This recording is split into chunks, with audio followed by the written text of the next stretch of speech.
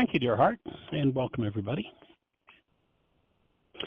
Delighted that we get to keep creating these openings. I felt like yesterday's show, and thank you, Doug, for your questions and the work you're doing to keep opening the space to the next level. The questions you're asking that I personally, got a new piece of the puzzle for me in reading those couple of paragraphs, which over the last 12 years of doing this show, I've probably read them, those two paragraphs, 20 times and explained them. But yesterday, with the question on the table, it opens still another level of understanding for me. And so I thank you for that and hope that it opens the space for the next truth to show up.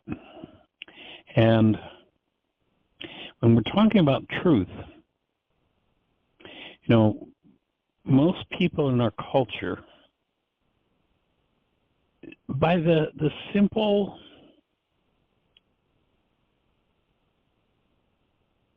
programming as children, we're taught to believe a lot of things that aren't true. I'm not going to call them lies. Is it a lie that the sun sets? Is it a lie that the sun rises? Well, I don't think it's a lie, but it's not true. The sun doesn't rise. We know that's fantasy. We know it, but we still say it. But until somebody questioned that, and if you go back and you'll remember, there was a guy who was almost executed as a heretic because the church was sure there were four corners on the earth and therefore it had to be flat and it couldn't be round. And Galileo almost got killed for it because he started to ask a question, and minds that did not honor truth couldn't fathom that that question could possibly be valid. So when we call something that's not true, truth, and tie this in with what we know about perception and the way the mind works. There's that Harvard research that we regularly refer to where they're telling us that in a time frame where they can measure 10,000 units of electrical activity in the brain, 10,000 brain cells firing, that the max amount of data that goes into conscious awareness is 9 bits.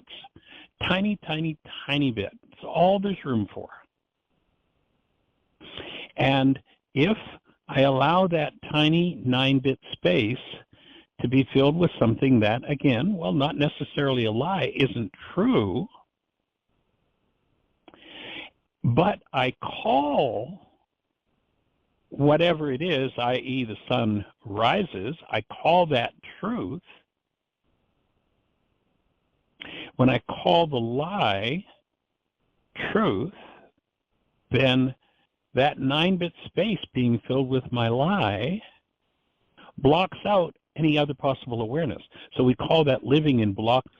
For those of you that perhaps in the past have done laws of living, I'm talking about the early days of laws of living for many years, and this was just it's actually a good example of exactly what we're talking about. In the original course that was developed for the prison, it was called EMI, Emotional Maturity Instruction.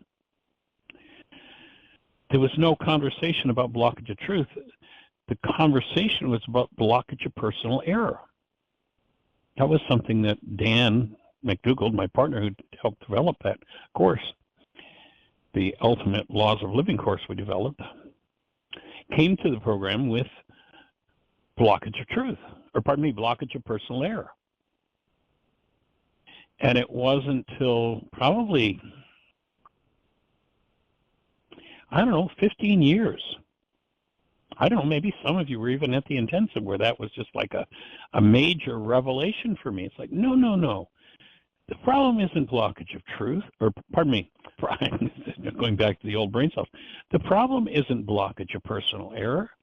Everybody sees their error. They just call their error truth. See, when I say, you made me mad, I'm in error because mad can only come from a mind that's got mad in it. It's mine. It's about me. But when I tell my mind, you make me mad, then my mind has to hallucinate a reality that proves to me that you're the cause of me being mad. So that's an error in my thinking, to believe that you could possibly cause me to be mad. But as long as I call that error truth, there's no room for truth to get in. And I mean, for years, I, along with Dan, taught blockage of personal error. Blockage of personal error. I mean, that was a really key concept in the course. And the turnaround on that was monumental. No, it's not blockage of personal error. Everybody sees, if I'm in blame of you, I see my error that I'm blaming you. I can see that very well. But when I tell myself the lie that that's the truth, I'm now blocking the ability of my mind to show me the truth. So for me, yesterday, what really opened, and I think that was one of the best radio shows in a long time. Maybe not necessarily best, but one of the most important because of that insight. And that is that passage that I read about words applies not only to words. It's not just that words are symbols. Your whole perceptual mind, the whole output of your mind is a symbol of something that happened in the world. It's your mind's understanding, interpretation, or your mind's reality about it. And as such, it's not the actual thing. We've said this for years. We've said this over and over again. Even if you get your mind all corrected and everything in the mind is correct, you're still not going to get the direct experience of what the actuality is holding. You'll only get your mind's symbol of it. So like words, reality, perception is a symbol. And as long as we hold on to that symbol and call it truth, then we're going to live in blockage of truth. So the last analysis, if I'm in pain, and you'll remember if you've been around the work for long, that's a thought that's been around for 30 plus years. Now it's adjusted a little bit. I used to say, if I'm in pain, I'm in error,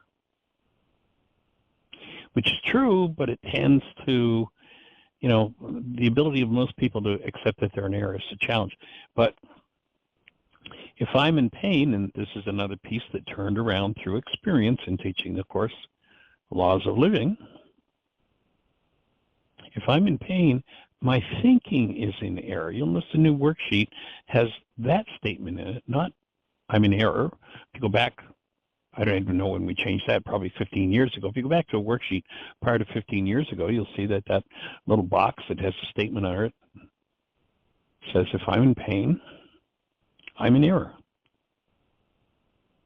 And what we found was that it was more acceptable and easier for people to break through their errors to go, oh, if I'm in pain, my thinking is in error.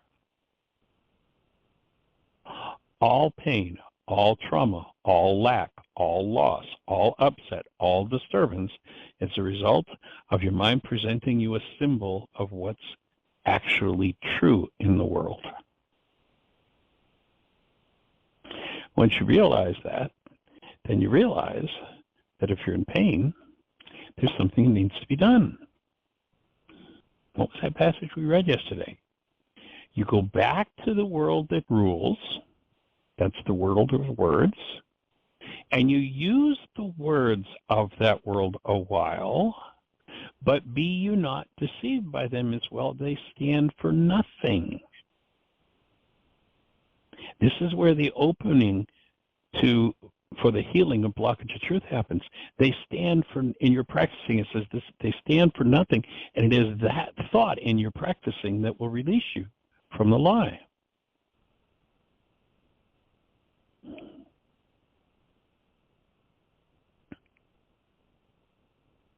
Words, symbols or symbols, are nothing but symbols.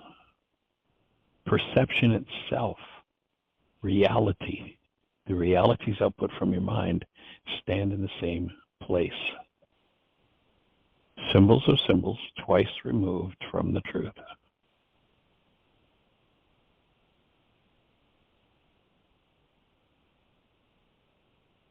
And here we are. You know, for me yesterday when I read that Carl Jung quote, it was a bit of a challenge for me to share what my thought was because, you know, Carl Jung is like, he's up there, man. And as I said yesterday, there's virtually nothing I've ever read of his that I disagreed with. But that quote yesterday was clearly an error.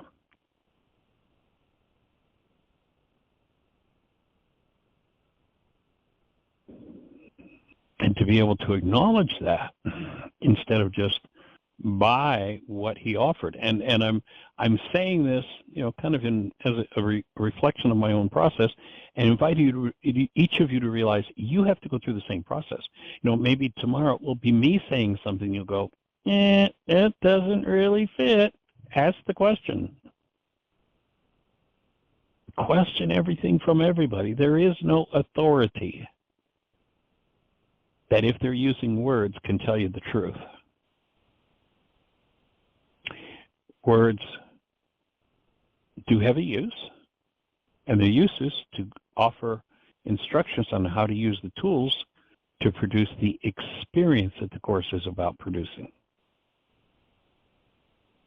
Course in Miracles said, don't get all hung up in theology trying to figure something out when you can't figure it out and you can't say it and you can't speak it, but you can experience it. Don't get lost in theology or, you know, arguments about this, that, and the next thing, and void the experience that the words point us toward. Any other thoughts for you on that topic, Jeannie? Or is Doug with us? Does Doug have any thoughts? Hold on, let me see. There's a couple more numbers have popped up. Sarah is with us, but she's in a library, so she asked me to read her email, and then if she has a question, she'll raise her hand. Cool. So well, let's go let me for check these other two numbers and see if one of them's Doug. No, it's not. So let me read Sarah's email. So she wasn't able to join us on the day that you talked to Doug about doing the emotional release. And we were going to actually do the exercise then the next day. And she was interested in that. So I had sent her a link. There's actually a link if you go to the website and click Start Here and go to other worksheets or exercises. It's in there. And so I had sent her that link. It's actually an MP3 where you had done it previously on a radio show. I had announced while I was waiting on you to dial in today that yesterday's show will be separated and added to those special shows as well. So anyway, she wrote and maybe we can tie it in with that link that you're talking about. We can put it on that page as well. Cool. Yeah. So she said, I tried the release technique this evening. I tried it and basically failed. In case it would be helpful for the radio show, I'll explain that I can't seem to get over the pencils, fingers, whatever being deflected once they touch during my visualization. I even changed the order of insertion and placed the crown in first. I also tried to make them barely touch to no avail. And then I went ahead and did a release but felt nothing. Are there any ideas? Am I self-sabotaging? Maybe Ruka is not wanting me to release. I have already released 2 things that I'm trying to release, gone through the process of releasing. And then she says, I'm looking forward to being with you during the breathing on Saturday. So she is listening. If you'll address her questions, and then if she has another question, she said she'd raise her hand. Sure. Awesome. Well, I think you have a really good insight there when you put the thought forward that perhaps this is self-sabotage. And my take would be that you might want to do some worksheets on your mind, playing the game of distraction. You know, people talk about the ego, which is what we're working on dismantling, as though the ego doesn't want things to change. And the truth is the ego doesn't have a wanter. All the ego can do, all this non-being mind can do, is whatever it's been trained to do. And if you've trained it to distract you, then it's going to be a master at distraction. So you might do some worksheets on the forgiveness of distraction. I suspect that would probably be useful for you to do.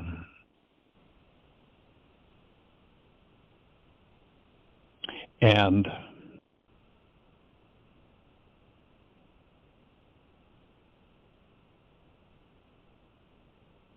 Judy, if you would just read the crux of the question again. Okay, sure.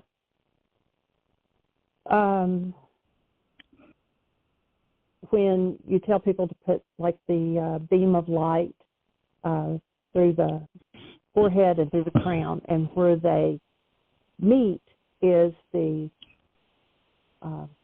seat of the unconscious. Okay, so when she does that and she says, I can't seem to get over the pencil's fingers being deflected once they touch during my visualization. I even changed the order of instruction. Right. I also tried to make them barely touch, to no avail. Then I went ahead and did a release, but felt nothing. Any ideas? Self-sabotage. Ruka maybe not wanting me to release. I have already released 2 things that I am trying to release. There's a really good movie that I think would be helpful for you to watch again if you've watched it before, and if not, would be helpful to watch. It's called Catch Me If You Can. And it's a story that theoretically was supposed to be true. I've read some things more recently that say it isn't as true as it had been projected to be. Tom Hanks is in it. It's a really good movie. It's about a young man who, as a teenager, his father teaches him to use distraction in order to basically do criminal activity. And so he becomes a master of distraction. You know, the movie purports that he got to fly X number of millions of miles for free by being a fraud, and he got to cash all these checks, and that's all a big question now. But it makes the point of, you know, every time that he would want to get something done, he'd have a distraction. You know, he'd go into the teller, and, you know, he'd be wanting to cash a phony check, and all of a sudden he'd reach in his pocket and say, oh, I just found this on the floor, and there'd be a piece of jewelry. Is this yours? You know, you're so beautiful, this looks like it would probably be yours. And the teller would just cash the check. He'd change, you know, he'd distract her. So you might want to, again, look at, oh, well, if I change this, if I change that, distraction. And then, you know, I see the possibility of a power person dynamic here. And that is, you know, the question, well, maybe Ruka doesn't want me to. And I wonder if there was ever a power person dynamic for you where what you had to say was never right or never good enough.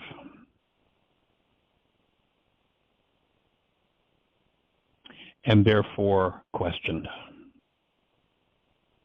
And was there ever a power person dynamic of blame, of blaming you for anything? As I hear this, you know, well, maybe Ruka doesn't want.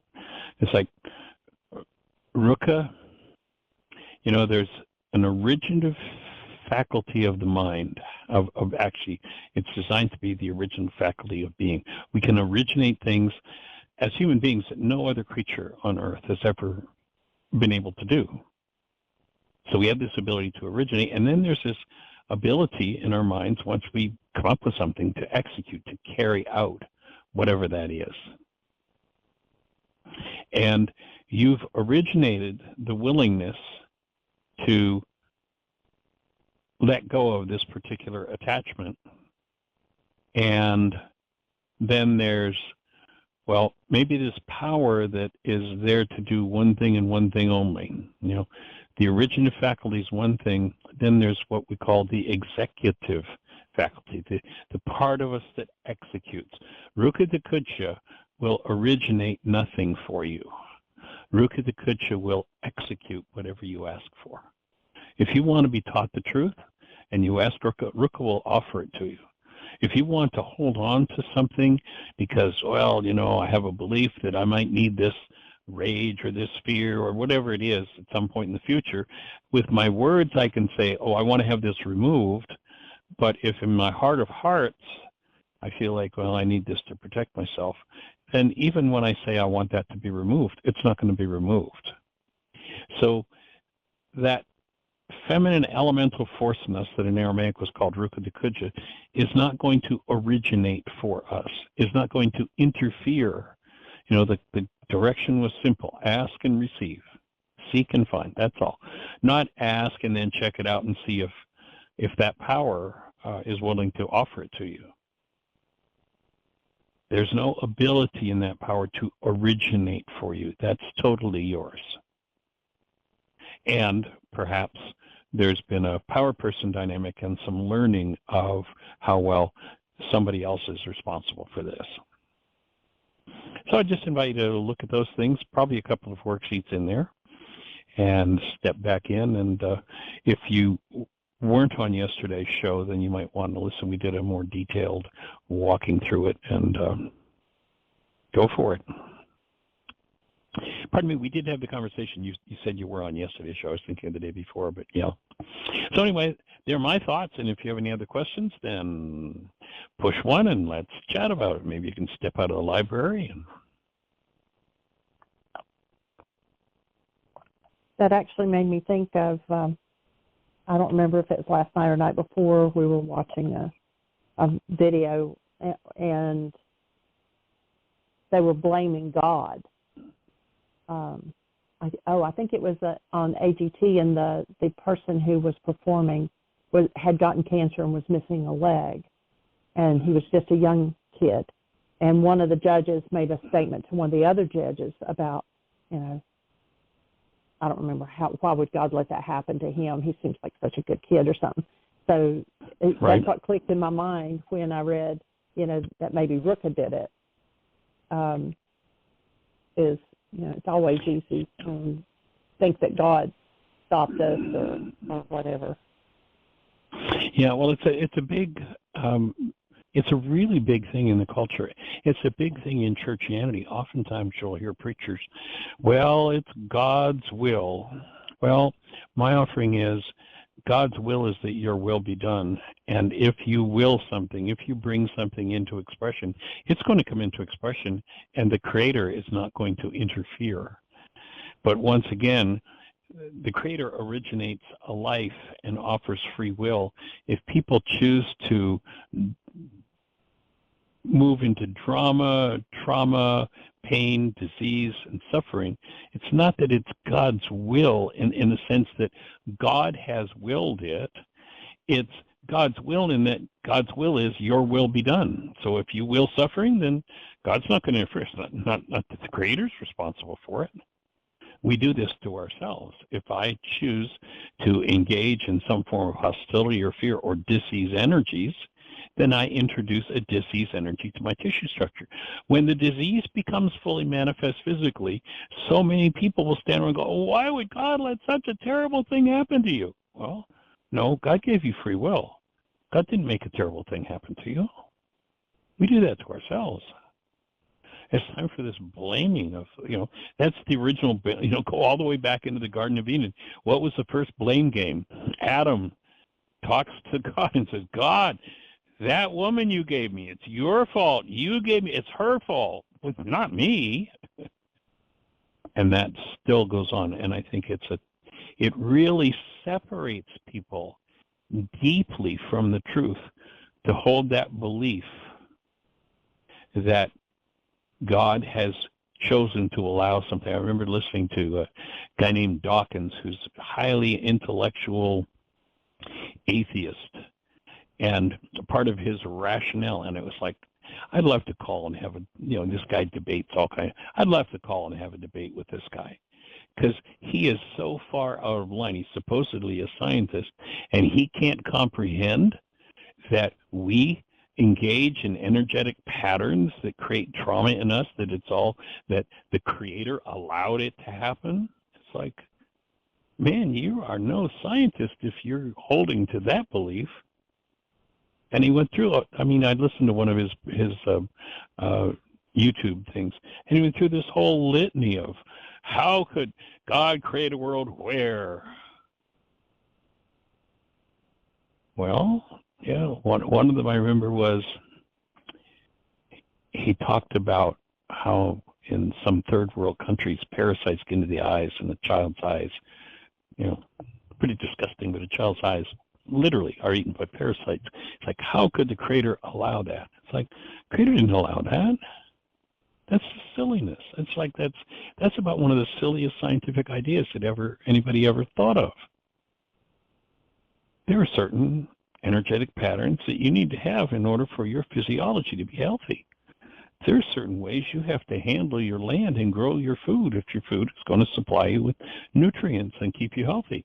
And if you don't do that, then what happens is tissue starts to decay. And when tissue starts to decay, in order to keep the system healthy as long as possible, there are things called reducer organisms, bacteria, viruses, parasites, that when tissue is weakened, then that tissue will be digested. It'll be reduced so that the disease will spread as little as possible. And that's like probably one of the greatest gifts we've ever had. Because if that weren't true, we'd be overrun by the disease and decay of the world. So to recognize how this energy system works and to step up to appropriate responsibility for what we do to ourselves is really a key. Oh, Michael, you mean that little old lady that's suffering from cancer? How terrible. She's been holy all her life. Yeah, but did you watch what happened when she was 2 and her father raged at her mother and cracked her head against the wall and slapped the child in the face? Did you ever think about the impact of that energy? Like, what is it that we need to clean up in our culture in order to get back in harmony with love? And when we do, then all things will be made whole. All things is my offering. Thoughts for you, Jeannie? Well, I also thought when you were talking about that, that Ruka doesn't force, or God doesn't force things, but that's also why on the worksheet you cancel the goal first and then ask for assistance from Ruka. And if, a lot of people do the worksheet and they go through just the written exercise of, okay, I cancel the goal, but they don't really.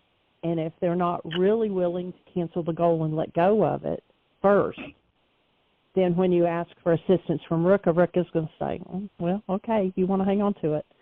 So I thought about that. So that's why asking Ruka's assistance comes after you cancel the goal. Absolutely. And Sarah texted Yes, me and ma'am. she said she doesn't have any questions, but what you said about the power person dynamic fits perfectly with her power person perception. So what I'd suggest then, one of the things you were talking about doing is perhaps doing the codependence intensive, and in that intensive, there's a 12-page worksheet that really unravels the mind around the power person dynamic. So that'll be right on track for you if you go ahead and move forward with that. And that's a worksheet that takes a fair bit of instruction that we only do in that intensive. So it's actually the only worksheet at this point that we haven't just published and made public. It being 12 pages long, it's an intricate way of unraveling the power person dynamic. It's called the power person worksheet. So we haven't published it outside of the intensive, but you'll find that's going to be really helpful. And in the meantime, we'll hold the space.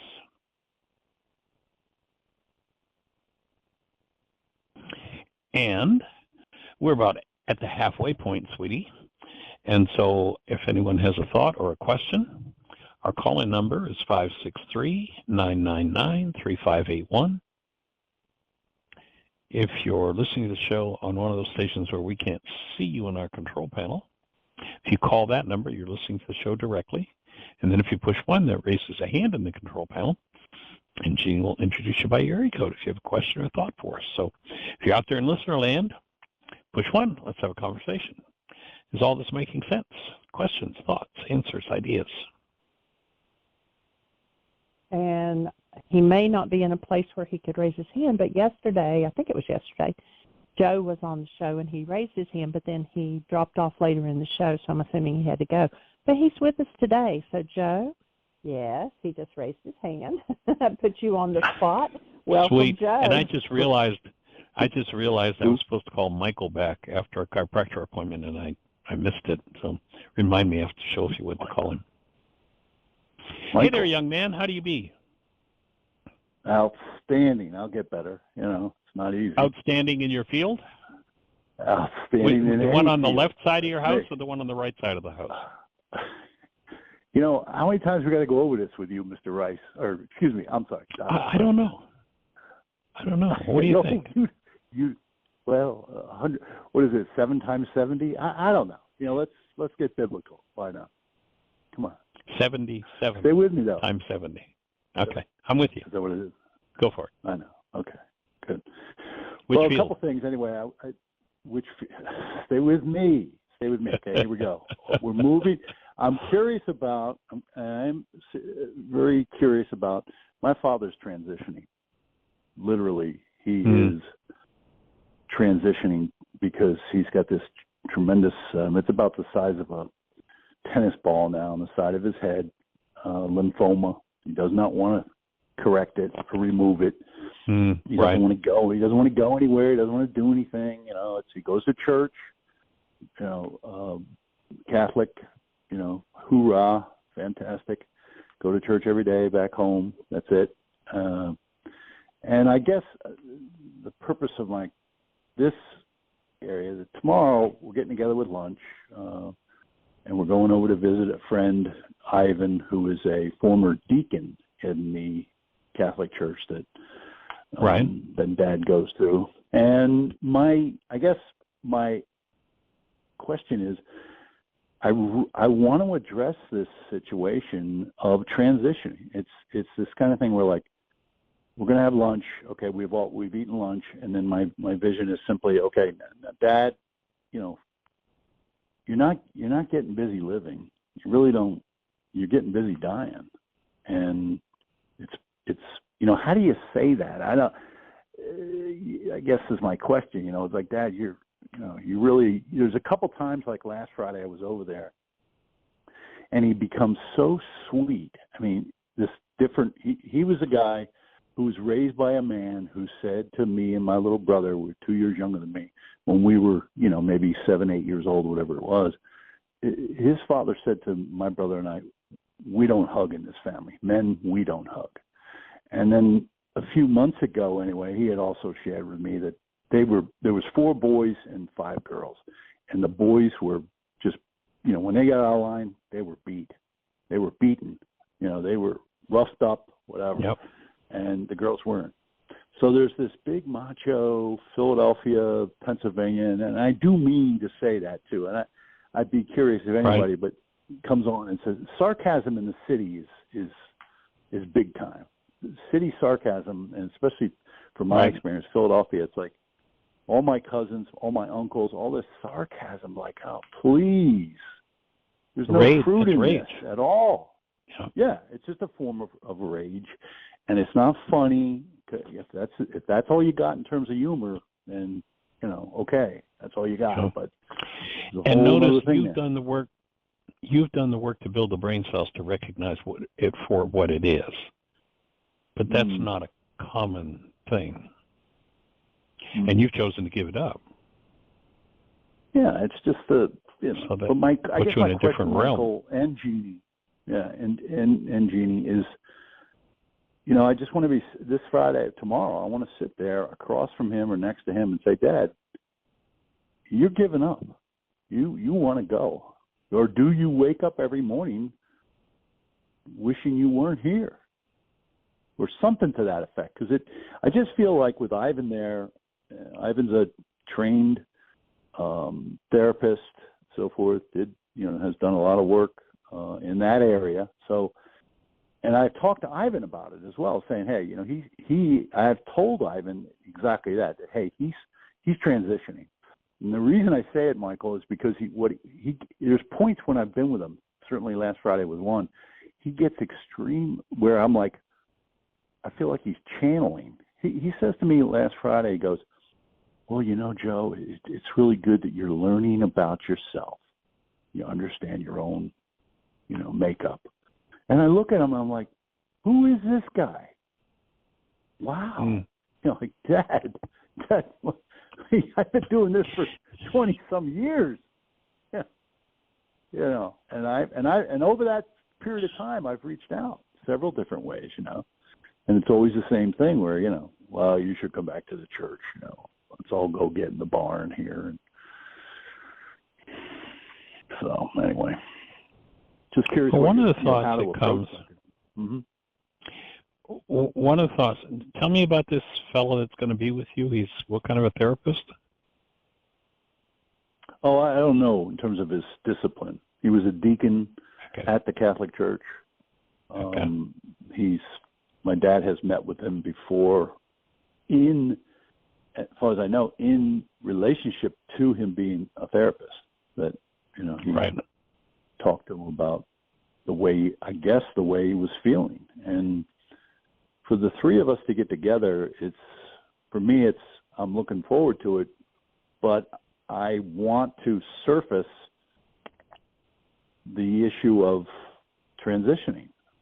And I don't know that I should or I shouldn't, but part of life. I mean, I watched my mom die. I watched that happen over 3 months.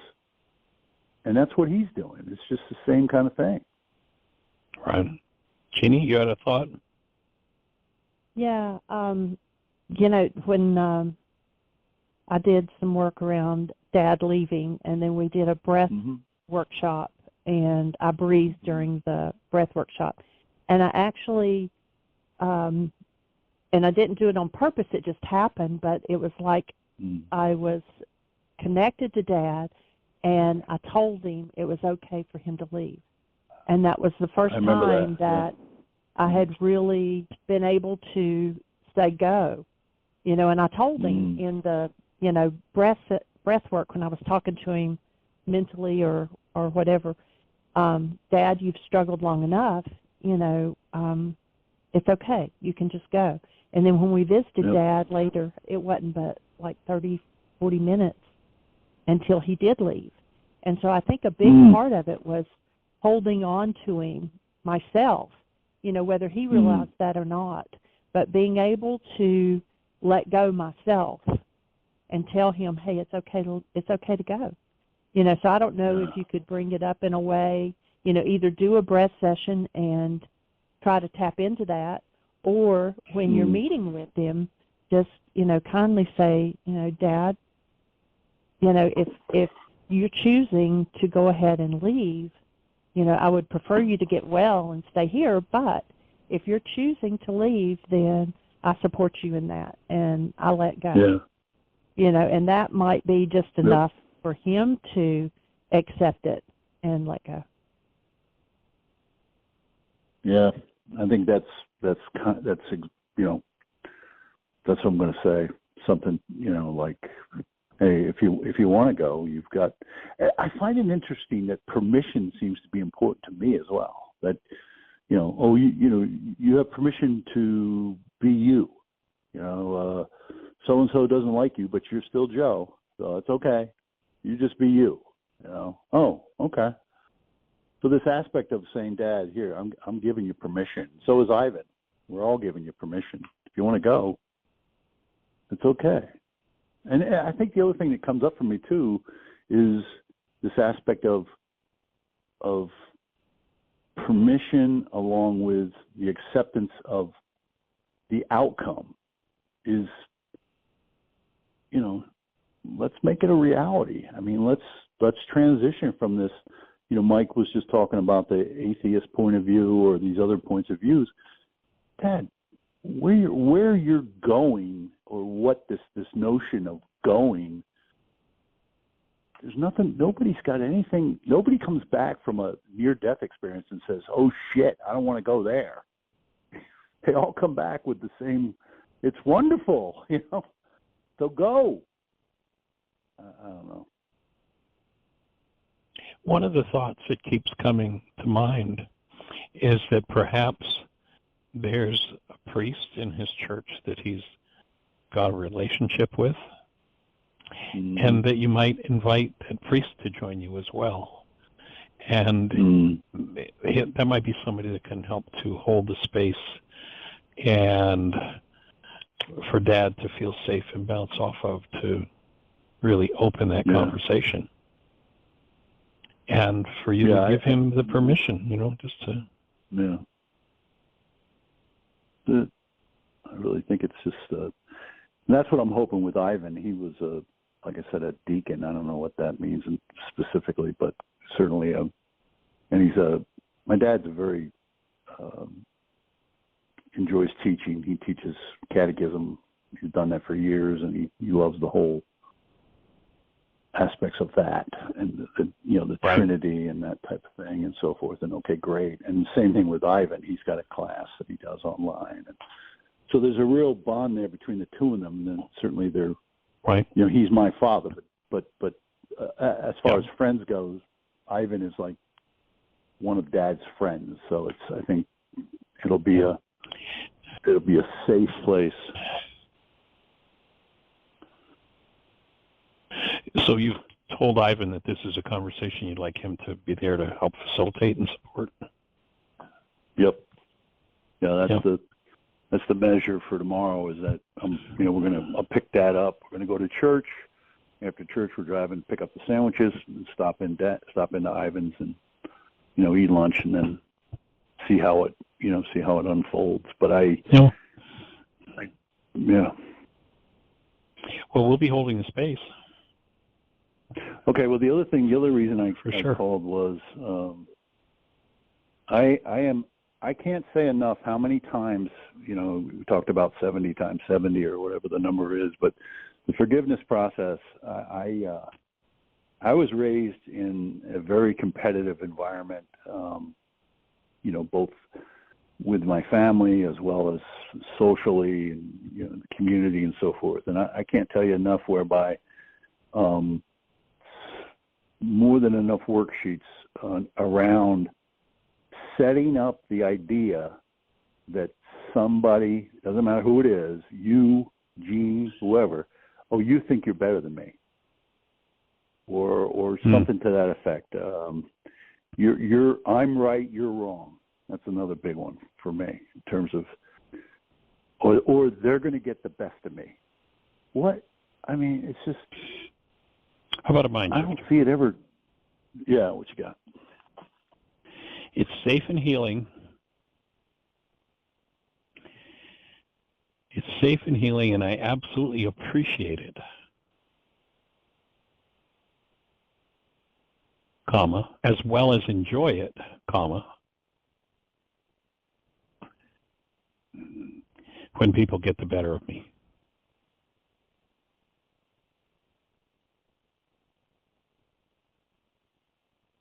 Are you breathing? Stand by. Yeah. I'm writing. I'm cramping too. So it's, it's a lot of issues here, brother. It's a good thing. It's the idea of the mind shift. The safe and healing, I appreciate it, as well as I enjoy people getting the better of me. There you go. Absolutely appreciate it. Absolutely.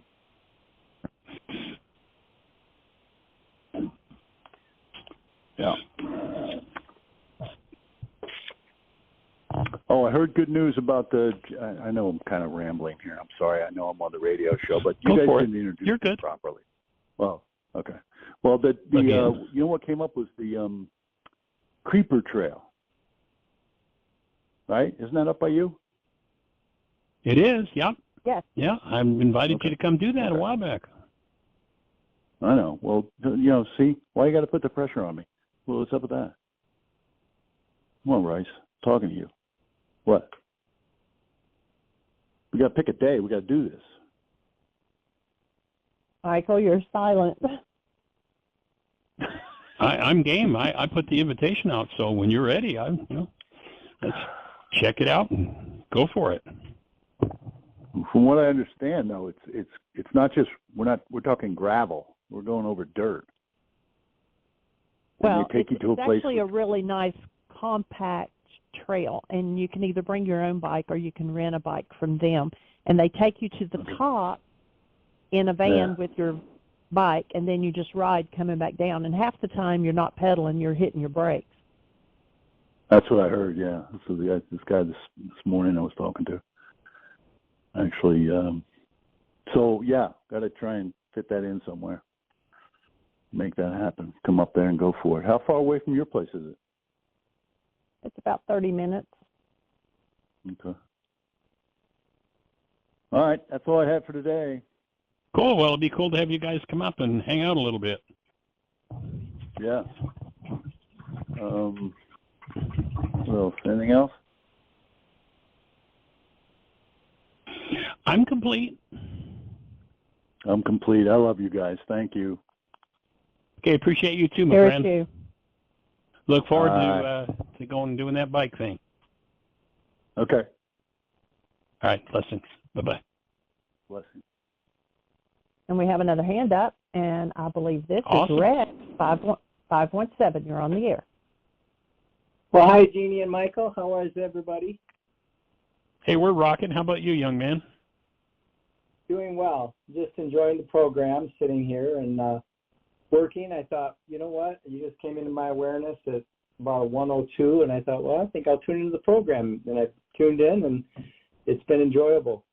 I had some experiences that, as Joe was talking, that came to mind I thought might be helpful. I would like to be reminded of that myself. I was thinking that you might have, and you may have already addressed this with him previously, but when I have something, especially with a father or a mother, that power person dynamic comes into play so much that it's what I want, and for him to be really clear as to what he's doing in that conversation is to be really clear on his own goals for himself that he has projected on his father.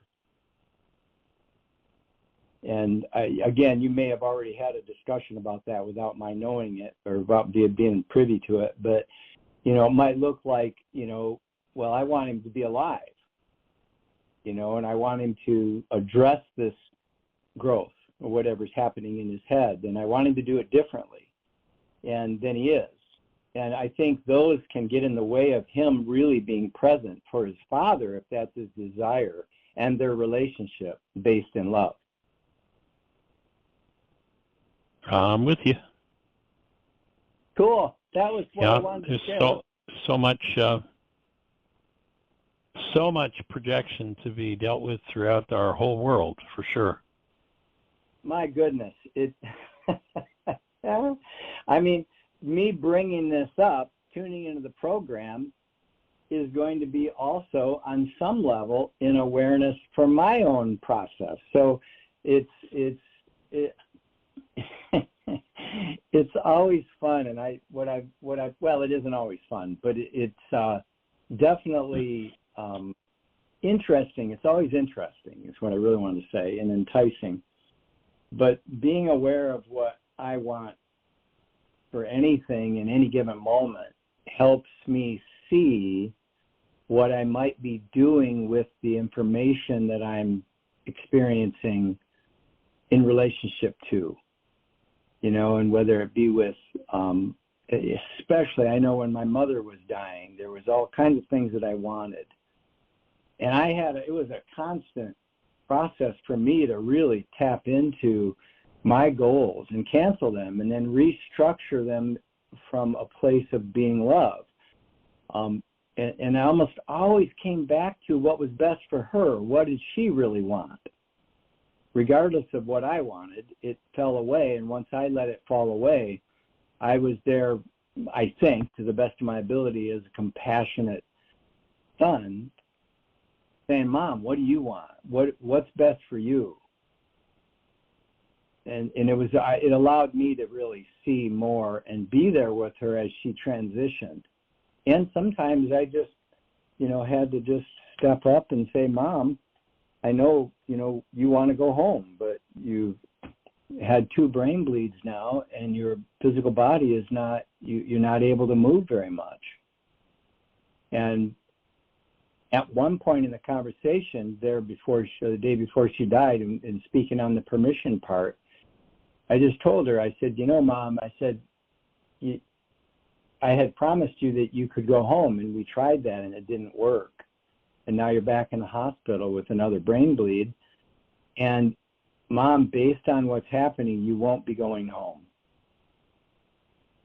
And I'm sorry that I have to say that, but that's just the truth of what I'm experiencing right now, Mom. And she wasn't conscious at the time. I was speaking to her, and she was unconscious. And I said, Mom, it's okay to go. It really is. What's best for you is what I mostly want for you. And that evening she passed, and she had gone days without water, and I think 10 or 11 days without any food. It was quite remarkable. And she just kept holding on. She had a strong will. But what I do is... Yeah, that permission component's really, really big. Yes. I thought that was really cool. Joe, you're on top of that. That was really cool. And I just, sometimes I forget that, my experience that I'm having when I want you or Michael or Jeannie or anybody in my life to be differently than they are is almost always based in a desire I have to have them be different for me so that I can feel better. And underneath it is almost always something that I'm hiding from myself. Yeah, that warning from the Course in Miracles, it says, you must be aware of the distorting power of the way you want it to be. That's a big piece of information. Love that. It's incredible. Even though I don't actively read the Course, these phrases will pop up apparently out of nowhere, and it's intriguing. Yeah. Wonderful to hear your voice, Michael and Jeannie, and appreciate what you're doing. The radio program is always rich and full of great information and wonderful support. Awesome. Well, it's good to hear from you, and I hope your day is blessed. And tell that young lady in your world that we extend our love in her direction, too. I will. Thank you. All right, blessings. Take care. Bye-bye. Well, Miss Jeannie, we've got about 5 minutes left. So somebody press 1, or I'll read a paragraph out of Michael Singer, or actually, instead of doing that, let's announce, because we had said yesterday that the Global Book Club would be doing A Course in Miracles again today, and that's not going to be happening. Yinka is actually taking a day of silence with no technology involved in her life. And then a second thing is, we had talked last time that you did the Course in Miracles class with them, and those archives on the website. The Global Book Club, there were several people, that like 8 or 10 people that were interested in the intuitive development, and so we said, if you were interested in taking an online intuitive development intensive, it'd probably be 10 weeks on a Saturday and Sunday of each week. And if you're interested, drop me a line at jeannie@whyagain.org. And I thought of a third thing, and then it just now disappeared. Okay. Well, I'm not sure what's happening with Yinka, because I'd read to you earlier her note that she was taking a day, and then partway through the show, actually just a few minutes ago, she sent a note asking if I'd be available to chat with her at 8:30 tonight. But no mention, of the Course in Miracles class, so I assume that she's canceled it since she hadn't responded, so that won't be happening today.